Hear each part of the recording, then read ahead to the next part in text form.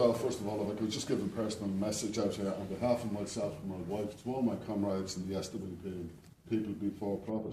I experienced a personal tragedy a couple of months ago, and if it weren't for my good friends and comrades, I wouldn't be here today.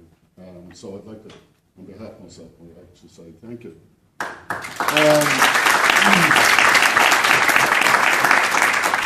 Putting that to one side, you know, the water issue, I liked what James had to say and I endorse it. I too have a very strong passion to fight, not just the water charges, but all the charges that we've been talking about. And like William, I go to prison and I'll do whatever it takes. But I'm looking at the enormity of the fight and the fight that we're talking about here. Because I remember, Brid, you came down to a meeting in Wexford, must be 5 years ago. And revolution was talked about then. And in fact, I think I was one of the first people that used the word. And there's no doubt in my mind now that we look to where we're at now, today. And we all say it, things are getting worse. And some people, there's a lot of demoralised people out there. A lot of people we can't reach.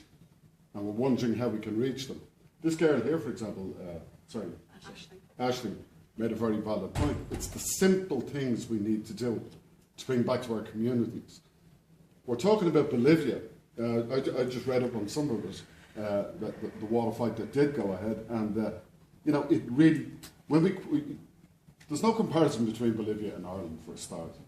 We are conditioned to accept the comforts that we have, and we have them very well here. You know, we've got water whenever we want it. You know, okay, we're going to pay for it. But that threat is not enough to some people yet. In Bolivia, for example, we know the stories of people having to trek for 3 or 4 miles to gather water that you wouldn't wash an animal in, and bring it back. And the end result of that being told then that they had to pay $12 a week, whatever it is, which is a third of their income. You know, we haven't had that pain yet, but we are going to experience that pain. And this is the thing that's important about any of the cuts we speak about here.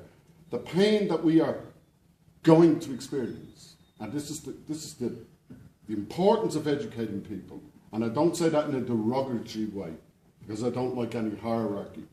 But for what we know, if we don't share it, we can't get people up off their arses.